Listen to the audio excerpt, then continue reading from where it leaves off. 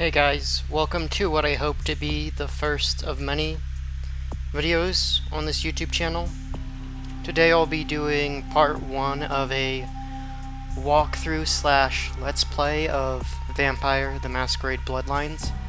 This is arguably one of my favorite games of all time. In a lot of ways I consider it to be kind of like Cyberpunk 2077 before Cyberpunk 2077 was Cyberpunk 2077, minus the disappointment. And I'll be getting into why that is later on. Right now, a few things you should know about the version of the game I'm playing. I'm using the unofficial Plus patch, which in my opinion is the ideal way to play the game. What the Plus patch does is it fixes a lot of bugs that were never really patched out by the developers, and it adds in content that was developed but never fully implemented into the game, which I think is pretty cool personally. A lot of people argue that like when you play a game for the first time, you shouldn't do it with mods because it's better to play it the first time the way the developers intended it to be played. But for quality of life reasons and for the argument that this is technically closer to how the developers intended it, I personally recommend you play it with the Plus patch the first time. You're just going to have more fun, and it's just closer to what the developers intended. So anyway, we're going to start a new game. And when you start character creation, it gives you two options. You can either create a character from scratch, or the game will have you answer questions and then generate a character based on how you answered them. Personally, I like this idea, but I hardly ever go for it because I think it's more fun to just experiment with the character creator instead of working with what the game gives you. If you want to do this the first time, go for it. I actually think that's pretty cool that it's in there, so just, I don't know, I don't see why not, but personally, I'm going to do create one from scratch, especially because I'm going to work with a build that I recommend for people who are new to the game. So, the game offers you a selection of clans to play through, or play as. And they all have their own strengths or weaknesses. So, I recommend you explore these on your own, but a few that I don't recommend you play through the first time are the Malkavians. And this is mainly because of the way they work. So, interesting quirk with this particular clan is that they hear voices, and these voices will hint at things later in the game, and it provides an experience that's drastically different from how you'd play it on as any other character. And for that reason, I kind of feel like you're better off playing it after you've played through the story once before, especially since you can you pick up on a lot of the foreshadowing that's in the voices that your character will hear. The game's not much more difficult if you play as them, so there's that, but still, I just recommend this is for something you do later on once you've already finished the game once. Next is the Nosferatu, which is another one I recommend you don't play until later on. Mainly because, well, if you go up, onto the surface, people will be scared of you, which will result in a Masquerade violation, which is, for lack of a better word, this game's wanted system. When you lose basically all these masks that are up here, it results in a game over. So it can be kind of difficult your first playthrough, unless you know how to get around, especially the sewers and navigating the sewers, because that's going to be your main way of navigating. Also, these guys, you kind of have to play as a stealth build, and to be honest, stealth isn't really the best in this game. It kind of only really works when it wants to. There's a period at the beginning of the game that is very difficult for new players during the tutorial level that requires stealth, and it can be pretty annoying. But then other times you can get by with maybe 1 or 2 points in stealth and no one will notice you. So stealth is pretty inconsistent and just not really that well developed. It has an interesting premise, but it's not well developed, especially if you don't have the unofficial patch installed. Then there's no, not the Venture, which is another clan that I don't recommend as a beginner for your first playthrough of the game. And this is just because it's more difficult to get blood, which is important for using your skills and also for healing and stuff like that. It's more difficult because you can't feed off rats. And there's a 50-50 chance of feeding off of homeless people and prostitutes causing vomiting, which can be rather difficult because basically your only options then are to the only really safe options are to go to clubs and get blood that way, or just consume blood packs. So now I'm going to get into the build or the clan that I recommend for first-time players. And I'm not going to go over all of these. I kind of recommend you explore that on your own. This is the character creation in the clans aren't that difficult. You can kind of figure out on your own what works and what doesn't. It's pretty difficult to, or it's not as difficult as it is, or it's more difficult to fuck up in this game than it is with other RPGs at the time. You're not going to be totally screwed over for making a bad build at level 1, and the game kind of guides you through building in a way. And there's also an auto level up feature, so if you don't know where to put your points, you can use that. I've never used the auto level up feature, but it might work, I'm not sure. So I'm going to go with the Toreador. And they're basically the classic seducer vampire. You lose your humanity rating quicker than you would otherwise. Humanity basically determines, well, your humanity, for lack of a better term. If you do cruel and inhumane actions, it lowers. And when it lowers, you go into a frenzy more often. And that basically is when your vampire goes into a berserk mode and kind of tries to kill or feed off anything in sight. And that can be good for some builds, but for other builds, especially when this happens when you're out in the open, it can result in Masquerade violations, which, as I mentioned before, is bad. So I'll go into the other two options. So there's gender. Gender doesn't really do much. It just changes the appearance of your character and how other characters will interact, what dialogue they'll use. So it doesn't really change anything. And also, something to keep in mind is that the only things that will edit your character's appearance are what clan you choose to play as and what gender you choose for your character. So there's no in-depth character creation. If you want to play as a male Toreador, this is basically your only option. And there's clothing you get later on in the game that basically functions as armor that will, well, change what your character is wearing, but other than that, that's kind of what you basically, if you play as a Toreador, you're going to have to go with this guy right here. You can't really change how he looks, or how she looks if you're playing as a female character. And then history. So history is something that's exclusive to the unofficial Plus patch, and it will change certain character traits around, or almost every one of them will. Like, for example, picking one of them will change which stats are prioritized. Like, Picking a certain stat will have you start off with less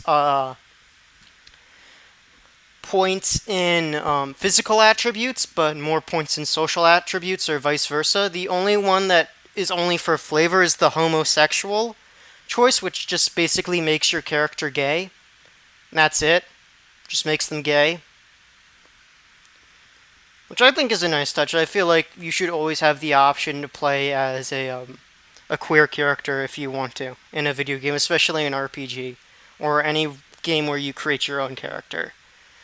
So there's that, but I feel like I've already wasted enough time going into character creation, so I'll just wrap this up explaining what the different stats do, and then we'll get on to the tutorial level. So, physical. If you play as a default Toreador, you don't get any starting special points in physical, but I'll still go through what they do. So, strength. It affects unarmed combat and melee combat. This should be pretty self-explanatory, but unarmed combat, that affects basically the damage that your fists do. And melee combat affects damage with melee weapons. And in this game, I should mention that you need a certain feat score to wield certain weapons effectively. So just keep that in mind. Dexterity affects lockpicking and sneaking. There's no lockpicking minigame, but you still need to be of a certain level to open locks. And there's a skill or discipline that all characters have in this game that allows you to buff your lockpicking stat a little bit. So prioritizing lockpicking isn't really a necessity, but it's still there. Stamina increases your soak, so that just basically stamina just reduces damage basically, and it only affects that one stat. But that's the only real stat that it affects, or that's the only stat that's affected by it. So if you want to up that other than wearing armor, stamina is kind of your only choice there. Charisma increases persuasion. Basically, if your persuasion is high enough, then in certain situations you'll have the option to, like, well, for lack of a word, persuade people. It kind of works how it does in other games, where if you exceed a threshold, you'll have that persuasion option open for you. However, in this game, when you try to persuade someone, there are many situations where you'll still need to try to pick the correct option. So even if you have enough skill in persuasion, you may not be able to succeed because you just picked the wrong persuasion option. Manipulation increases haggle, affects better prices. Appearance affects seduction. There aren't too many seduction checks in the game other than inside of clubs and bars, and what that does there is if you're able to, well, basically seduce someone in a bar, you can drain their blood, and eventually, once your skill gets high enough, it starts to affect the prices of what prostitutes will charge for you to drain their blood. And once you get to a certain point, it's basically free. So what I'm going to do is I'm going to put two attributes into charisma to get that up, and then we go on to mental. So actually, you know what, I'm going to go through all of these before I decide to assign what they do. So then we have mental. So in mental you have perception, which affects ranged combat. That's pretty much combat with firearms. How well you do with those. And then inspection, which just kind of affects how well you notice things. Intelligence affects research and intimidation. Research allows you to read books, which can increase other skills. Wits increases combat defense and hacking. Hacking allows you to, well, hack computers without knowing the passcode. And it also increases combat defense, which, well, prevents you from taking damage. Then we go into talents. Brawl increases unarmed combat. I already explained what that does. Dodge increases your ability to dodge and combat defense. Intimidation increases intimidate. That's intimidation. It's kind of like persuasion, but you're intimidating them instead of trying to convince them of something. In my experience, there are a lot less intimidation checks in the game. So I personally kind of hardly ever go or stack into intimidation. Most situations in the game will allow you to use other means of solving a problem besides intimidation that works just as well, so I hardly ever use it. Subterfuge increases seduction. Firearms increases ranged combat. I'll went over that. Melee increases melee combat. Security increases lockpicking. Stealth increases sneaking. Computer increases hacking. Finance increases haggle. Investigation increases inspection. Scholarship increases research and persuasion. And then you have different disciplines. So you get 3 unique disciplines. They're not wholly unique because some clans share disciplines with each other. Like, for example, celerity is shared by, if I'm not mistaken, 2 different clans in the game. I'm going to go over what each of these do. So this one will, it does a few things. It increases your wits and at later levels intelligence. I don't particularly use it that much, but it is useful for certain builds. It also will highlight characters with an aura, and it will, the color of the aura will be dependent on what kind of NPC it is, if it's a friendly NPC, if it's an unfriendly NPC. Celerity basically slows down time, and this is one of the best skills to have if you're playing as a ranged weapon character, which is what I do recommend your first time playing. Ranged weapons is just an easier and less frustrating experience than using melee or unarmed. So that's personally what I always spec into. And then presence, which basically what this does is it will, in combat, debuff NPCs, hostile ones anyway, and it will basically allow you to use what is kind of like a Jedi mind trick on characters in the game. And some clans have a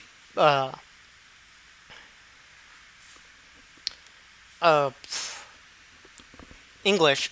Some clans have disciplines that work similar to that. So the Toreadors, they are not the Toreadors. The Ventures have a discipline called Dominate, which works very similar to this, except it has a different effect in combat. But outside of combat, it works similar to Presence, except there are more options where you can use Dominate. And then Malkavians have a similar discipline, except it makes others around them go mad. So as a result, normally the mind tricks will drive them insane. So I already put it into celerity, and that's just because this is the best discipline. For this build I'm working on, this is basically the only discipline you need to put points into ever. Pretty much. And you'll be fine as well as combat is concerned. You'll be dodging bullets like Neo before you even reach mid-game. So now going backwards, I'm going to put points into scholarship. firearms,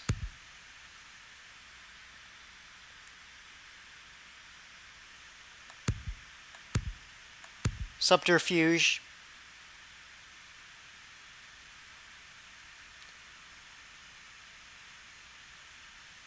perception, and that gives us enough range combat score for one of the beginning things in the game. And then finally, or one of the beginning weapon in the game, the first weapon you get, has a ranged requirement of 3, so we have that ranged requirement, so we can use it effectively once we get that weapon, which is during the tutorial level. And then social. For social,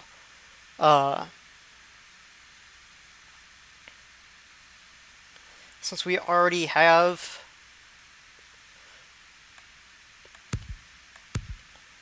high enough seduction for a lot of early game things, we're going to put that into persuasion, and that's just to get persuasion out of the way. This is already pretty high early game, so that's pretty good. You're not going to need haggle that early on because there aren't too many things to buy early on in the game, and you'll probably just get by on picking up weapons.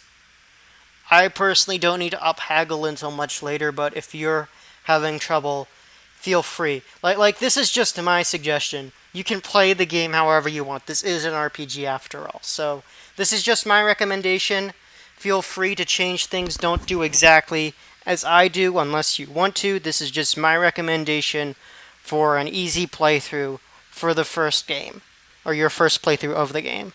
So, with all that out of the way, let's move on to the actual game itself.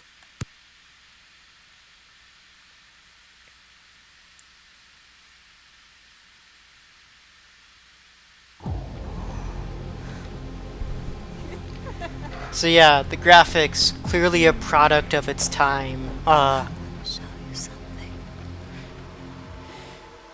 Not really the best by modern standards.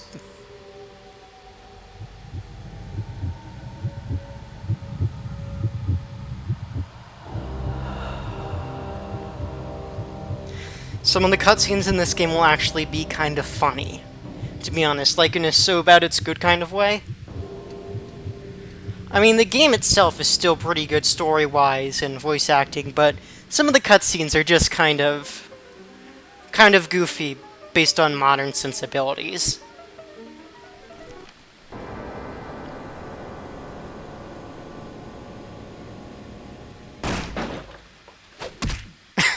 Yeah, and that's kind of what I mean. Good evening. My fellow kindred, my apologies for disrupting any business or interfering with prior engagements you may have had this evening. It's unfortunate that the affair that gathers us together tonight is a troubling one. We are here because the laws that bind our society, the laws that are the fabric of our existence, have been broken. No.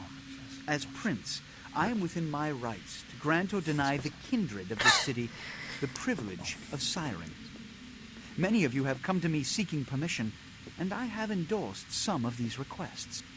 However, the accused that sits before you tonight was not refused permission. Indeed, my permission was never sought at all. They were caught shortly after the embrace of this child. It pains me to announce the sentence, as up to tonight I considered the accused a loyal and upstanding member of our organization. But as some of you may know, the penalty for this transgression is death. Know that I am no more adjudicator than I am a servant to the law that governs us all. Let tonight's proceedings serve as a reminder to our community that we must adhere to the code that binds our society, lest we endanger all of our blood. Forgive me. Let the penalty commence.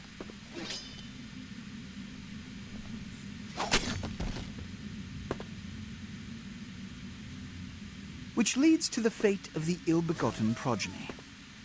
Without a sire, most childer are doomed to walk the earth never knowing their place, their responsibility, and most importantly, the laws they must obey. Therefore, I have decided that... This is bullshit!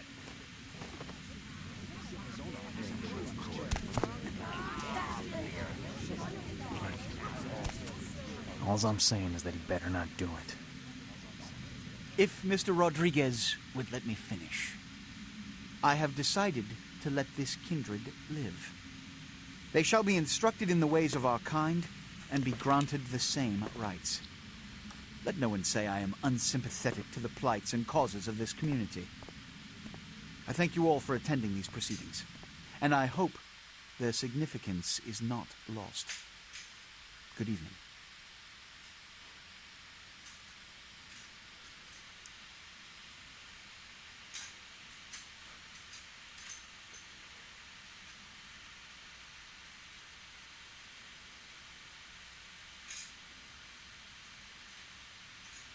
Your sire, tragic, my apologies.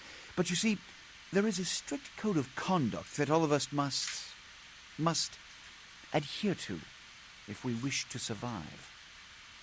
When anyone breaks these laws, they undermine the well-worn fabric of our centuries-old society. Understand my predicament. Allowing you to live makes me directly responsible for your subsequent behavior. So, what I'm offering is not generosity, but the opportunity to transcend the fate woven by your sire. This is your trial. You will be brought to Santa Monica. There you will meet an agent by the name of Mercurio. He will provide the details of your labor. I've shown you great clemency. Prove it was more than a wasted gesture, fledgling. Don't come back until you do. Good evening.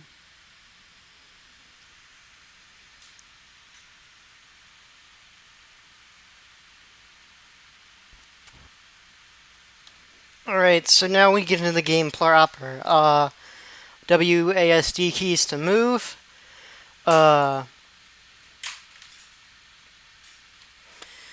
yeah, there's auto move feature. Can change the view. Bunch of other stuff. So we're gonna get right into the game. Right here we have the first NPC. What a scene, man. Woo-wee. Then they just plop you out here like a naked baby in the woods. How about that? Look, kiddo, it's probably a lot for you to take in, so, why don't you let me show you the ropes? What do you say? Who are you? I'm Jack. What's important is I'm offering help. You make it back from Santa Monica with your hide and we'll trade life stories, okay? Till then, I got about this much time. You in or out?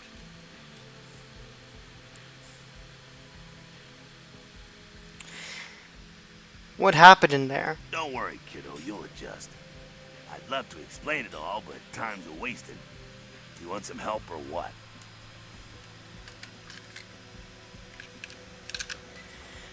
Okay, I could use some help. All right. Why don't we, step out back here?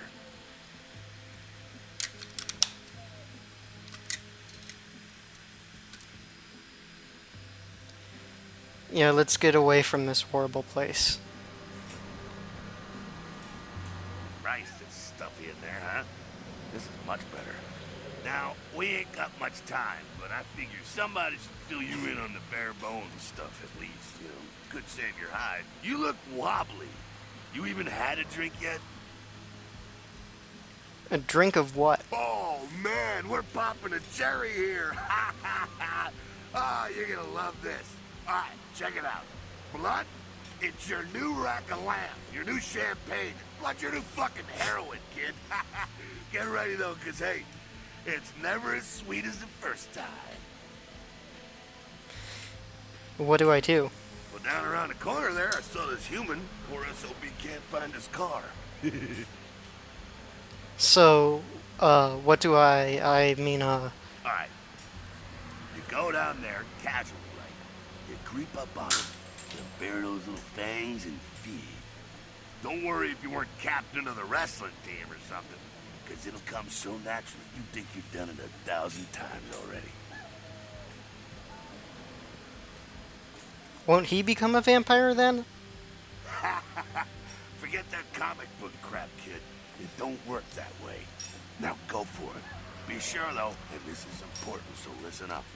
Be sure not to drain them dry, okay? It might be hard to resist, but don't kill them. Alright. Alright, so now we get into the tutorial. Talks about blood. Blood is basically your life essence and whatnot. When it's low, you need to refuel it. Humans are an abundant source of blood. So,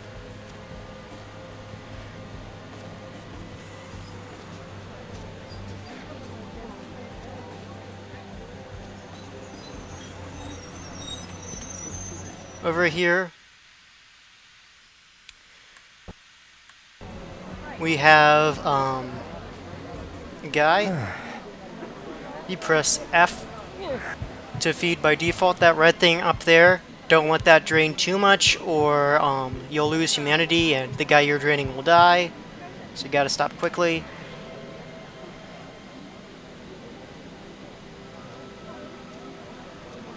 And we go back. Yeah. Yeah. Hell yeah, you're feeling it. I can see it in your eyes. You're a born-again predator. Feeling that blood bubbling inside you, lifting you up. That's it, kid. That's what it's all about right there. Great. When do I get my cape? Do I get to pick the color? Alright now, you got the blood, you're feeling all kick-ass, feeling better than your best day living, but wait, it gets better. All kindred, that's our word for vampire. All kindred have a few things in common. Things that set them right square above humans on the food chain. Yeah? Like what? Like sharper senses, a body that can take a beating, and if you play your cards right, eternal life. That's no sure bet, but still a chance at immortality's not a bad deal. And that's just for starters. Fringe benefits for joining the club. So, I'm going to live forever? Well, you can still be destroyed, but forget the books and the movies. Garlic, it's worthless. A cross? Shove it right up their ass. A stake? Only if it catches you in the heart, and then it just paralyzes you. Running water? That's no problem. I bathe. Occasionally. Now, a shotgun blast to the head. Oh, that's trouble, boy. Fire? That's real trouble. Sunlight? Well, you catch a sunrise and it's all over, kiddo. Get it? Got it. Okay, now. The fuck is this? You get inside here and head upstairs. Meet up with me. You do that.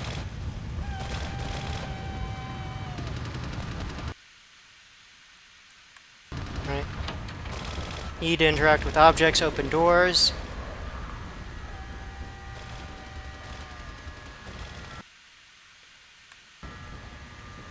Space bars to jump.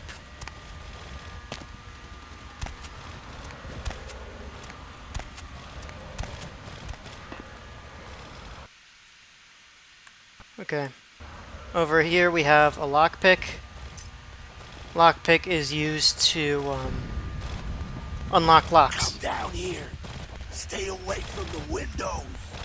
Oh, it's a Sabat raid. Sabat? They're, Christ, I was hoping to spare you this shit till later. The Sabat, well, they're mostly mindless, bloodthirsty assholes. That's all you need to know for now, alright?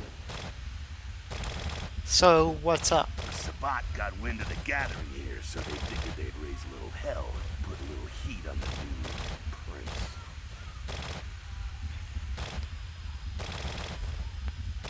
What's the Prince of? No time for political rundown. Job one, get out of here alive. Sabat might be mindless, but they hit like a Mack truck, like raging savages. Nothing a fledgling like you wants to mess with. What am I supposed to do? Shh. Heads up. Back away.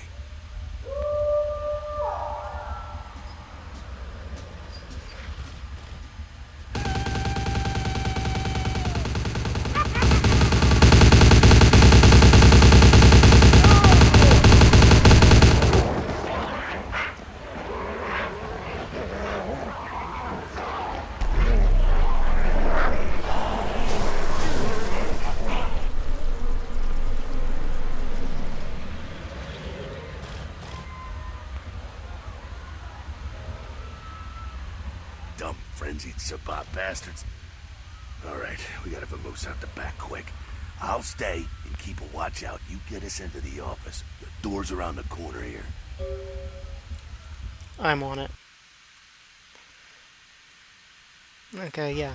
So L you can use to access your quest log.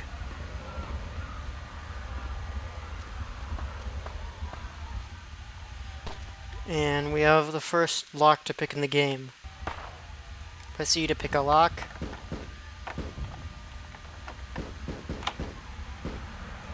Your skill's high enough, you unlock it.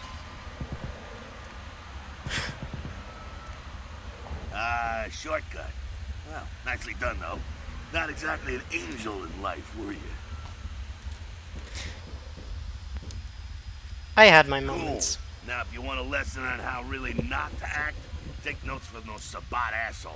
You're a big bad vampire. Yeah, great, congrats. Now keep it to yourself. You go roar and you beat your chest, and that's what you can expect. Wait. I've still got that list of people from high school. Why not? It's the same reason you don't let humans see you feeding. It's why the wolf doesn't want the sheep to know he's there. It's also why you don't go juggling dumpsters or outrun the 815 from Sacramento. And it's why you didn't know any of this when you woke up this morning. Ah, I get it. Keep our secret secret and you make things easier on all of us. We're living in the age of cell phone cameras. Fuck-ups ain't tolerated. Makes sense enough, right? Well, it ain't a casual thing for a fledgling like you. What do you mean? What could happen? That party back there with the guy in the suit and the Magilla Gorilla? The assholes that put your sire to death?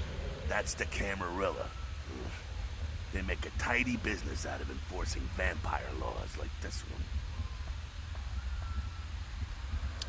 Camarilla, so they're like the vampire good guys? Yeah, I'll tell you what I think some other time, maybe. I like to let people form their own opinions. Alright, so what's next? Alright, now don't worry, because I know the area a little. You know what? I'm glad we're in this situation, you and I. It illustrates a point. You gotta utilize your surroundings. Okay, but what does that mean exactly? You do what you gotta do. Theft, destruction of property, breaking and entering. These will be the least of your sins before the night's out.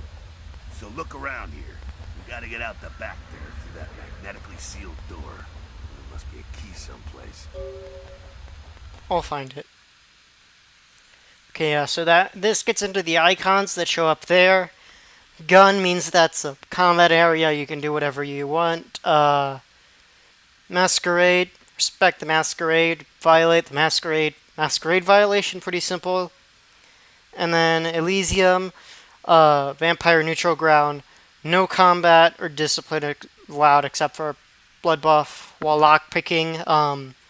And by that, it doesn't mean that the game penalizes you, it just means that the game won't allow you to use it. If you try to draw your weapon or use a combat-related discipline, it's just not going to work. The game will just say, you're not allowed to do that. Yeah, breaking Masquerade will result in Masquerade penalty. So now we got to find a way out of here. So there's a computer right here. Interact with the computer. And this might be a bit counterintuitive for some people, but instead of moving your mouse around or using whatever keys to select something, you have to type in like the whole word for what you want to do. So if you want to access the safe, you don't select it, you spell out safe using your keyboard. S-A-F-E. And then it will ask you for a password. If you don't know the password, then what you do is you press Control-C. And you don't have high enough skills, so you weren't able to guess the password that way. So you'll need to look around. There's a safe here, which you're trying to open. There's a note. You can read the note, and it will tell you that the password is Chop Shop. However, there's another thing you can do, and this is getting into how you can use your discipline. So, whoops. Fortunately, my mouse decided to die during the recording, so right now I'm using the trackpad. Normally you use the scroll wheel to go through your disciplines, but right now you can't do that, so I'm gonna actually look up how to do this because I forgot, but there's hotkeys you can use.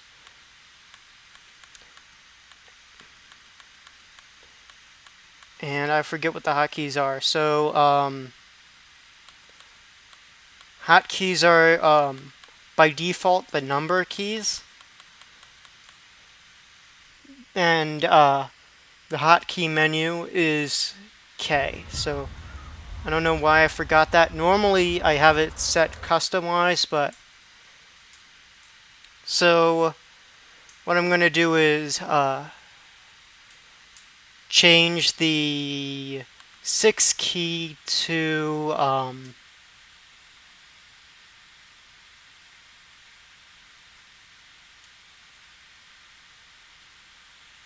aura specs. So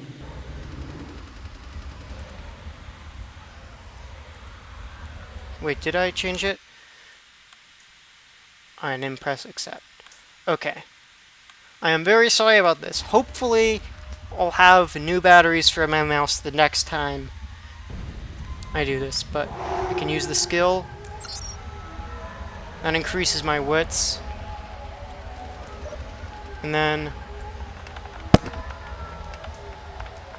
I can actually hack into it. Once again, I could have actually just used the password, but I wanted to show off early on that you can use disciplines to buff your skills to get through checks. So now we can unlock the safe. UNLOCK. I apologize in advance. I'm a slow typist, so when I type in passwords, you're probably going to be a little bit bored or infuriated by how slow I type. Just a warning. So now you can open the safe, and then there's the key card for the chop shop. There we go. Now take that key card and head out the back. I'll meet you out in the alley there. I'm gonna check out things from topside. Got it.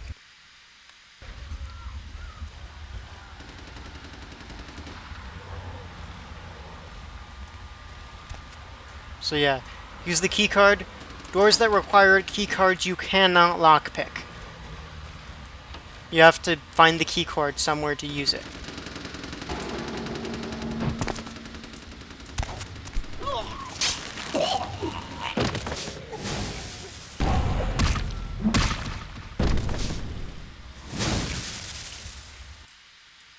Okay, yeah, so I lost health. Fucking waste of unlife, these Sabat vatos. You get winged? Hey, look at them potholes. Those will close up soon enough. Better feed, though. There's someone down the stairs here. It's not the freshest catch, but it'll do. What's the difference? Blood's blood, right? Now, when it comes to feeding, it's quality blood you're looking for, not the quantity. Bums and lowlife don't pack the same punch that a healthy, well-bred human will. Juice bags with a pedigree, that's the good stuff. But you gotta take what you can get. You ever had a PhD, kid? Ooh, that's good stuff. If you say so. Remember what I said, though. Don't kill them. At least not the innocent ones. You're a monster now. Make no mistake. One of the damned and the fallen. You need to hold on to every last shred of humanity you have. Let's say I get a little overzealous. What happens then? An innocent's an innocent. You kill one, even a worthless bum, even by accident, and it's gonna cost you a piece of your own humanity. Bring you closer to that beast you got welling up inside you. The beast? What exactly does that mean? The beast? It's always there, waiting to take over. When it does, it's like a wild animal wearing your skin. Desperate, scared, reckless. He'll do anything to survive, and it's you that has to deal with the consequences. So, I can't kill anyone? That seems, a little restricting. I said innocent humans. If some asshole levels a 12 gauge your way, you drain him, skin him, and bash in his skull. Self-preservation is a vital part of humanity, after all. My favorite part, in fact. I think I follow. The only way to fight the beast is to keep in touch with your humanity and don't go hungry. It's a fine line. Got it. All right, now go feed. Careful, though. He's gonna drain fast. Be back in a minute. So yeah, something I forgot to mention is this guy right here. His voice actor, it's the same voice actor who played Bender from Futurama and Jake the dog from Adventure Time. I also, if I'm not mistaken, he played Aquaman in Batman the Brave and the Bold, which is interesting. You have a lot of people in here that have had a role in DC-related cartoons. As a matter of fact, you're going to recognize a lot of voice actors if you grew up watching cartoons during the 2000s and early 2010s like I did. So yeah, you got a bum right here. Feed off of him.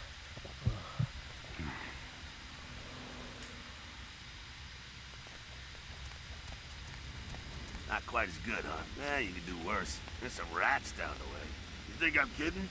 You can survive feeding on animals if you can stomach that kind of thing. I think I got some threads between my teeth. Well, give it a try. I'll think about it.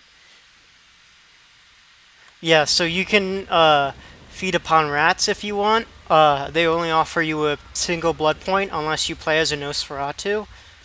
So, yeah.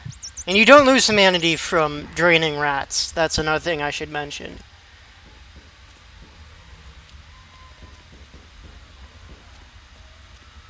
Also, eating rats in public will result in a Masquerade violation, so keep that in mind. You rat sucker. Hey, I don't care what you do, but just so you know, polite vampire society looks down on that kind of thing. They can be polite and pass the salt for my rat. Keep it down. Got someone around the way here. Just one guy? Too much of a threat by himself, but you never know if there's more in shouting range. You're gonna have to sneak past. Sneak where? The building across from us with the garage door. There's some double doors on the far side. I'll meet you inside. Just stay low and stick to the shadows. And don't let him see you. I'll do my best. See you in a minute. Alright, go. Gone. Okay, yeah, so, you can sneak. The way stealth works is actually you have lower stealth when you're in the shadows. And this is a, area that gets a lot of first-timers a bit of trouble. Is this area right here. There's a guy right here, and if you notice it, or if he notices you, will make you start over from a certain part of the tutorial, so you have to be careful. The closer I get to him, the higher that number goes up. That basically represents if he's able to see you. So just stick to the shadows and try to move around him.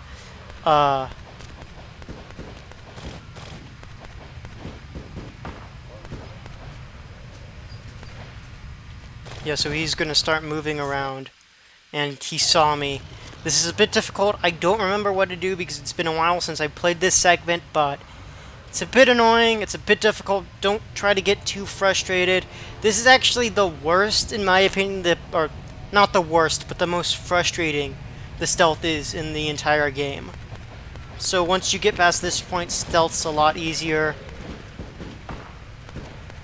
Yeah, so now he moves over there. And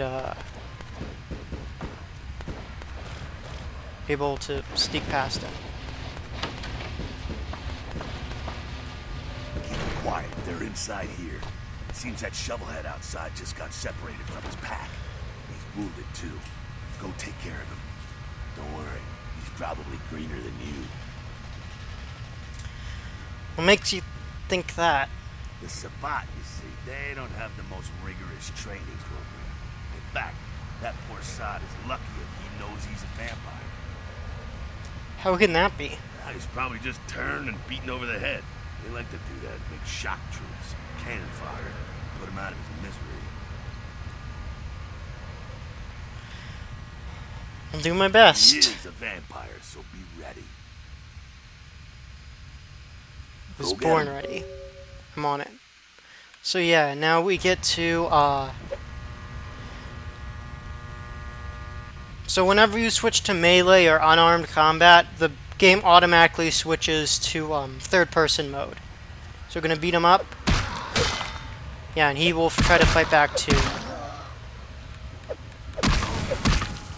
And then when you... any vampire you beat will basically disintegrate. People drop weapons. If you don't already have that weapon, you can pick it up. It's higher at iron.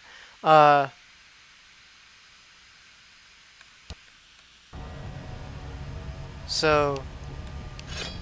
there we go. And now we have our first melee weapon.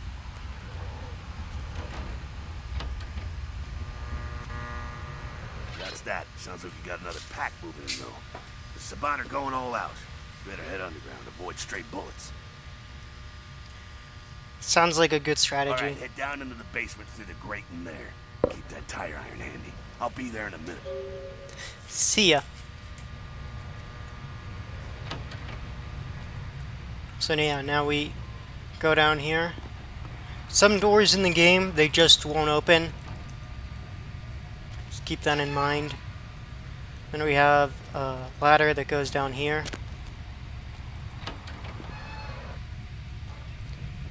Stop. And now we get into checks. There are 3 types of checks. There's the presence response. It costs blood to use. Like I mentioned before, it's kind of like a Jedi mind trick. Persuasion response, indicated by blue text. And I kind of went over all of these. You. Just stay back. Keep your distance.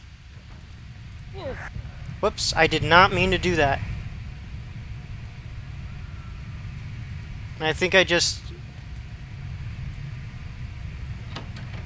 broke the game, I think. Oh well.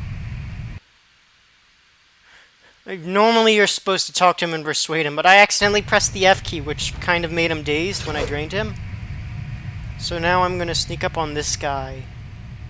And when you get close enough,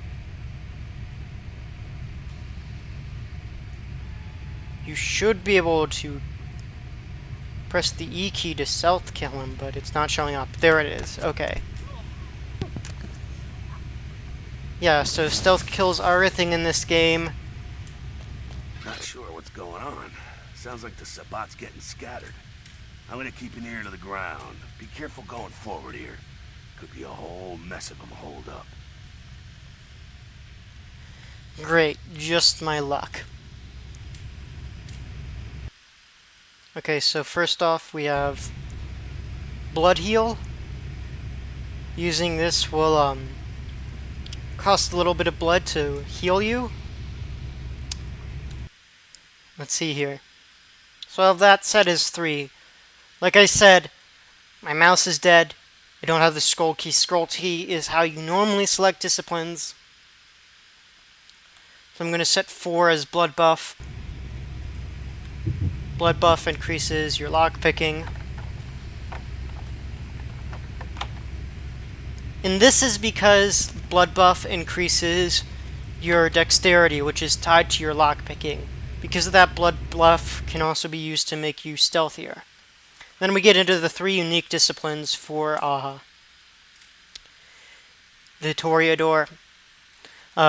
Your clan will obviously, whatever you choose, will have different disciplines if you don't choose a Toreador.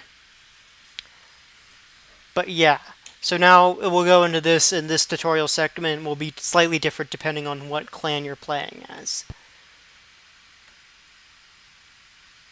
So we have the first one. I already explained what it does. Have it set as 6.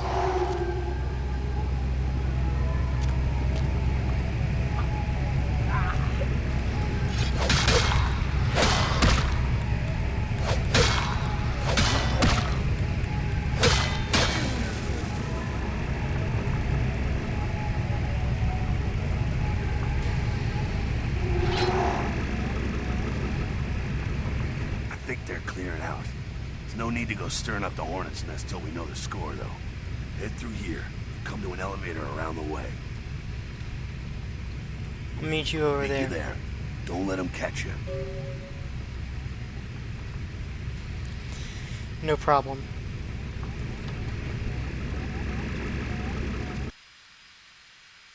Okay, now we get into presents.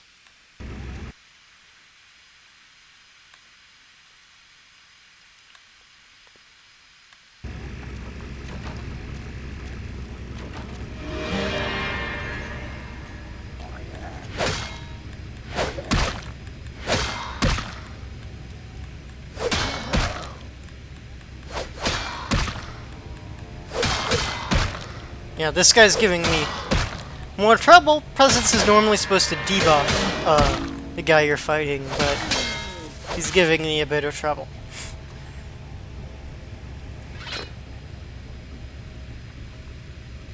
Okay. Seem to be a bit of textures missing.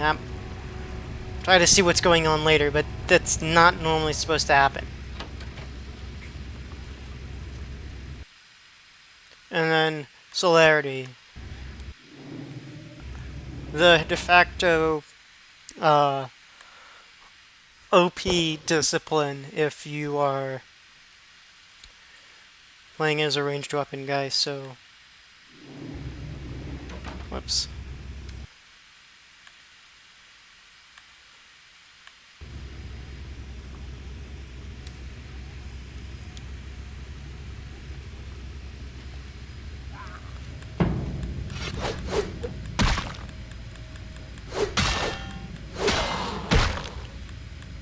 Yeah, so it's not noticeable at this. Ah, so that's the. There's something wrong with the blood textures.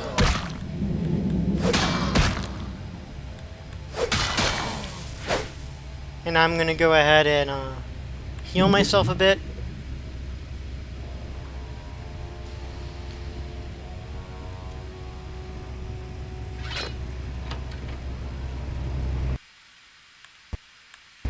Okay, and then we have throwable items, so we can throw these to distract enemies. So now, yeah, things can be a bit glitchy sometimes. Yeah.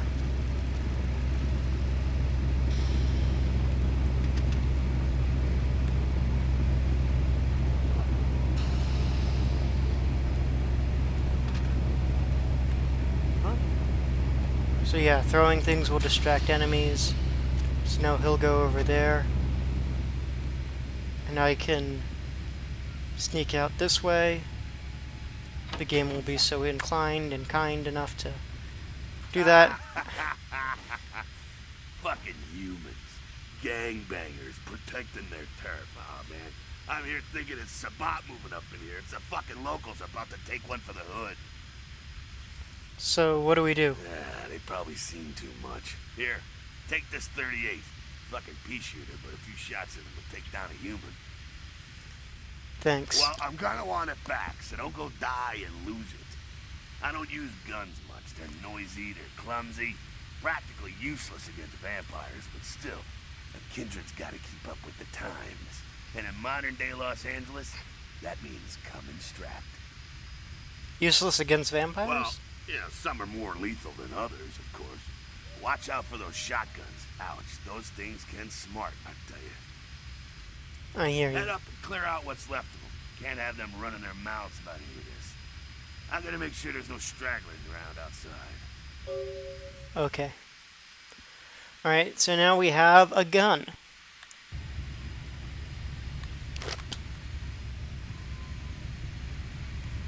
And there's some bottles over there that you can use to try to practice shooting. And these guys, which can drain for some more blood, are to reload.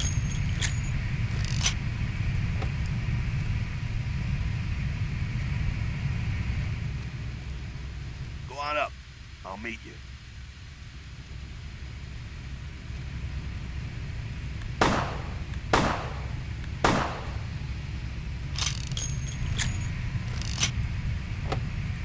that? Oh, the elevator. Okay. So yeah.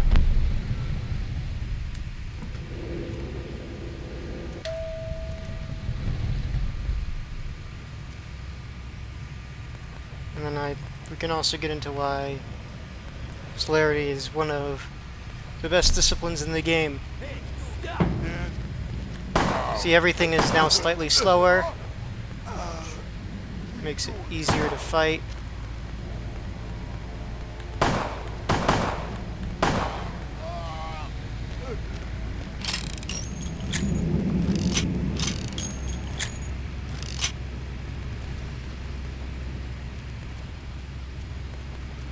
And then we get a baseball bat.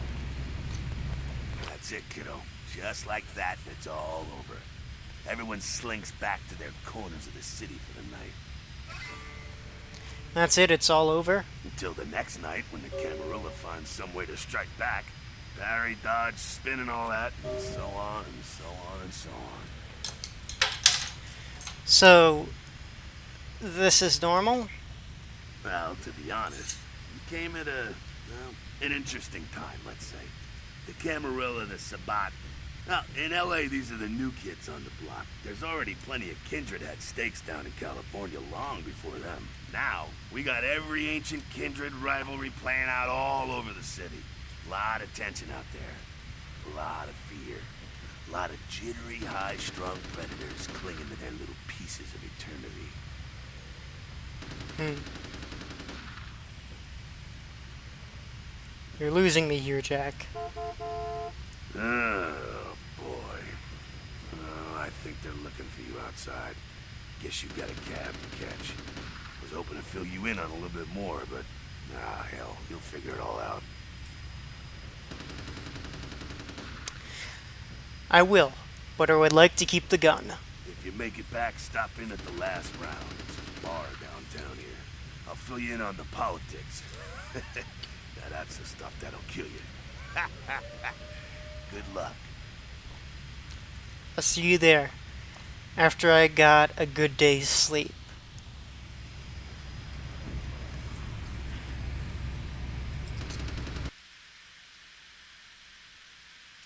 Yes, and now we receive 2 experience points for completing the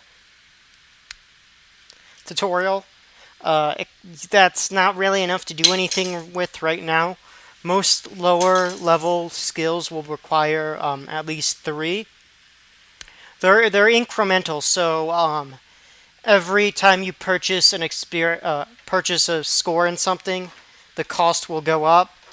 First time you buy something, it will be worth 3, then it will be 3 again, then 6, then 9, then 12. For some skills, some are more expensive than others. Keep that in mind as well.